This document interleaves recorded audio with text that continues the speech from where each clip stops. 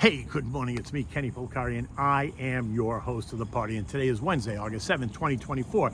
And here are the things that you need to know to get your day started. Well, Monday is just an absolute memory. The algos that created the chaos on the way down are now creating chaos on the way back up, right? The Bank of Japan comes out and says, we're sorry, we'll never do that again. But guess what? We'll get to that in a moment.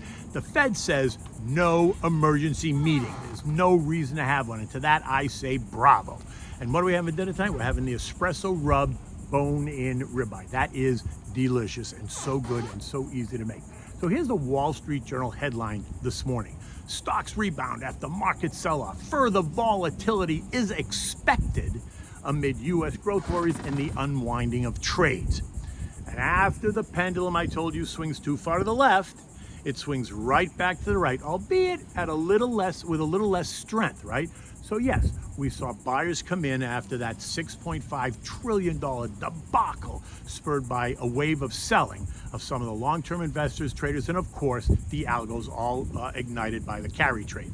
The same traders and algos that ran out the door on Monday are running back in the door on Tuesday and apparently again this morning. And yes, they took stocks up higher by midday, then they sold them off into the bell, leaving them on this continued roller coaster ride, but still in positive territory and still yearning for more.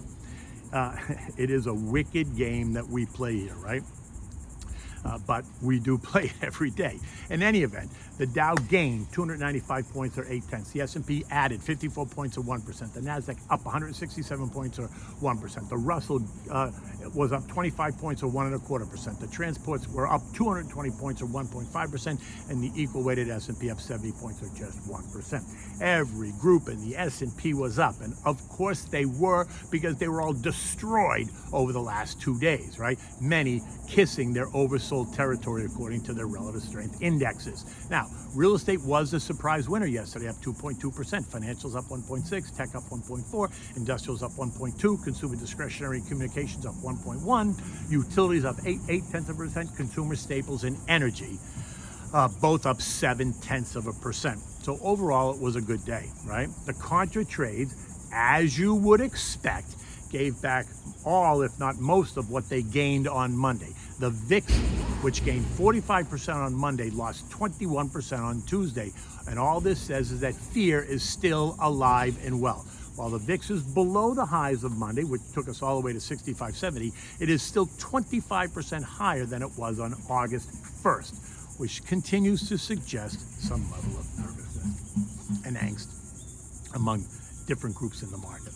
Remember, we are just at the beginning of the seasonally weak time of year. We've been talking about this. It's early. And just like it is in Florida, we're at the beginning of the real part of the hurricane season. So it's early, and it's just beginning to heat up. Now, I think it's funny that Florida got hit by Hurricane Debbie on Monday, while the market got hit by Hurricane, call it what you want, Japanese carry trade or traders stamping their feet, whatever. So slow down. Don't get drawn into this I missed it frame of mind. You haven't missed it. JP Morgan thinks that we're going to test a long-term trend line at 5,000 sometime in October, which would make more sense considering that's the end of the seasonally weak time. And my friends at Strategic Research, Jason Trennert and his team, well, Chris Verrone tells us this yesterday, and I quote, "There are certain pockets of the market that are more deeply oversold than others after the last few days. But on balance, we're going to still stop short of calling this enough of a rinse to really lean into it," right? It might be an easier call if it was October, but frankly, we struggle to think of many markets that have put in their corrective lows this early in the season, right? Or this early in August. On a scale of 1 to 10, with 10 being deeply oversold, we'd put this market at a 6 or a 7. Some pockets, again, are certainly more rinsed than others, and likely enough for near-term relief, for sure. But on balance, we'd stop short of saying we're done, right? And we're ready to aggressively lean in. Not yet, dovish? Now, let me tell you, Jason and his team are one of the best on the street. So pay attention, right? Now, what have I been telling you all along, right? Expect stocks to remain a bit volatile as we move through August, into September, and then into October, and ahead of the election time frame, right? And trust me, that's going to be another chaotic event happening over the next 4 months. And speaking of the elections, we now have the two teams. It's Trump-Vance versus Harris-Walz, but we're going to have plenty of time to discuss that in the weeks ahead. So sit back. Patience here is a virtue, especially when we've had such a swift and chaotic move down. There are technical breaches all over the place on the charts, right? And the market has to retest and possibly test lower to shake the branches enough, just a bit more, to make sure all the weak hands fall out of the tree. And then we can start building again. This is why I say always have a plan, right? Now, what I think is really interesting is that I think the long-term investors have kind of caught on to this algo game where they create all this chaos. I had more calls over the past 2 days with clients wanting to buy more stock, unfazed by what they classify as chaos created by the very technology that now gives every Tom, Dick, and Harry access to the markets, allowing them to screw it up. Now, I told them we're being strategic. We get it. We understand. We're taking advantage when it makes sense, and we're still expecting markets to weaken as we move through the season, so slow down, right? In any event, all the indexes, every one of them, Monday evening was left sitting right on their oversold line on their RSI scale, right? The relative strength scale, a line that signals oversold. So 30 is the number that signals oversold. So in the morning, the algos that pushed the stocks down to that level on Monday came in and then bought them up in a rally yesterday in what's known as a dead cat bounce. Signaled by the way the day ended, right? Well up yesterday. They took them way up to the highs and they sold them off going into the bell. As you might expect, with stocks up, bonds did what? They retreated a bit. Now, don't forget about the big bond rally that took bonds higher over the past 2 weeks. The TLT was up 9% in 2 weeks. The TLH was up 7.25% in the same 2 weeks, right? So taking some money off the table there also makes sense, doesn't it? The TLF fell by 2.25% yesterday. The TLH fell by 1.75%. And this morning, stocks are surging around the world. This after the Bank of Japan tried to calm the ongoing fears after the chaos that they created and that we saw on Monday in global markets. In Asia this morning, Taiwan was the big winner, up 3.9%. Japan, Hong Kong, and South Korea all up 1.5%, and Australia was up 0.25%. In Europe, all markets across the region are up between 1.25% and say 1.6%. And in the U.S., futures are surging higher. The Dow futures are up 310. The S&Ps are up 60. The Nasdaq's up 245, and the Russell is up 30 points, all better than 1% higher in the early morning trading. Now, the Bank of Japan Deputy Governor Uchida sent a very dovish signal by pledging to refrain from hiking interest rates when the markets are unstable, right? This after last week's Bank of Japan rate hike that took interest rates to levels not seen in 15 years. In addition, they also announced that they plan to slow down their massive bond buying program, a program that's been in place for more than a decade. What does that sound like, right? Now, you see, it was this announcement, the rate hike announcement over the weekend, that lit the fuse and set off the bomb that caused the Japanese stocks to crater, right down 18% in just 2 days. And that's what caused the swift unwinding of the famed carry trade that sent global markets into a tailspin.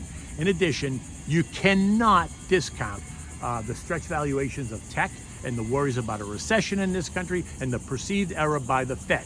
Now, just to be clear, I am not in that perceived error camp by the Fed. I don't think they made a mistake at all. And I don't think they should be forced into an emergency meeting, nor should they be forced into a 50 basis point rate cut in September. Because in the end, what does a 25 basis point or a 50 basis point rate cut do for you? Does it make food cheaper? No. Does it make utility bills cheaper? No. Does it make home and auto insurance cheaper? No. Does it make revolving credit cards rates cheaper? Absolutely not, right? But I will say that lower rates, maybe it makes mortgages cheaper, right? But then housing prices will rise. So you're in the same place. You're in the same position. It might make auto loans cheaper, but are you really buying cars 3 times a week? I don't think so. One thing, though, that seems certain is that a rate cut is going to have the ability to ignite the inflation monster again. So how's that working for you, right? Because it doesn't work too good for me, but that's me. There is no eco data today to speak of, so all the excitement is going to continue to be around the celebration as the algos all jump back in and take it up. And if futures remain strong, then we're going to test the intermediate term trend line at 5308 sometime today, which is up about 68 points. From where the S&P closed last night. Oil has rallied a bit, and this morning it's trading at 74.02. It remains in the 70-75 trading range. Gold continues to hold tight in the 2,400, 2,500 range, trading solidly really in the 24.25, 24.50 range. This morning it's trading at 24.33. The S&P closed at 52.40, up 53 points. We are just 224 points from the long-term trend line, which is down at 5,016.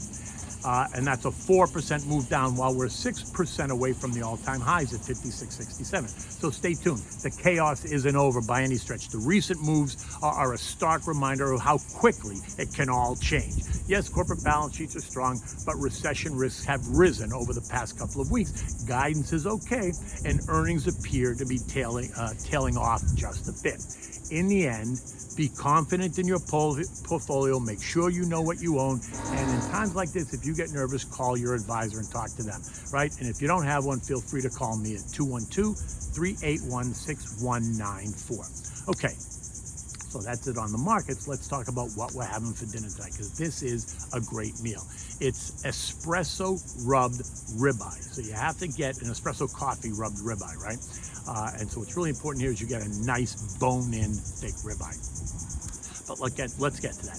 For this, you need the espresso rub, right? So you got to first go out and buy, you got to get 1 tablespoon of brown sugar, 1 tablespoon of espresso coffee. I use Medaglia d'Oro, 1 teaspoon of ground cinnamon, and 1 teaspoon of crushed black peppercorns, right? This is just if you're going to do 1 steak, right?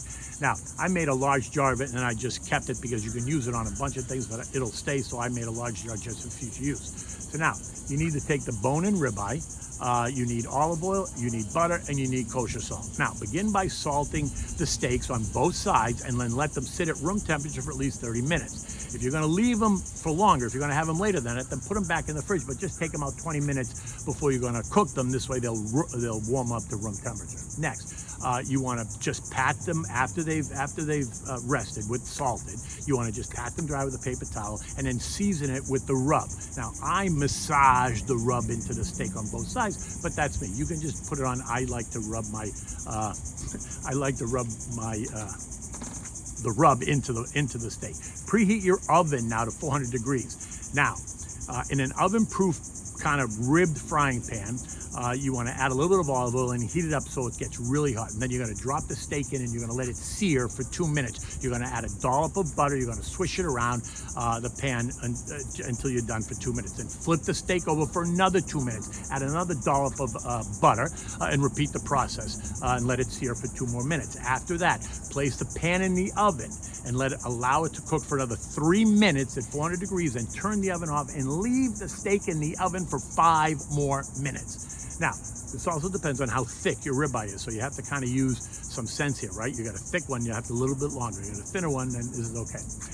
The ones I ate are the thick bone, and the timing was just perfect. Now, when it's done, you're going to remove it and serve it. It should be absolutely perfect. Enjoy this with your favorite red. Actually, a Chianti would work really well with this on a work night, but if you're on a weekend and you're really willing to go for it, then a nice Brunello di Montalcino is like velvet. In any event, until tomorrow, take good care.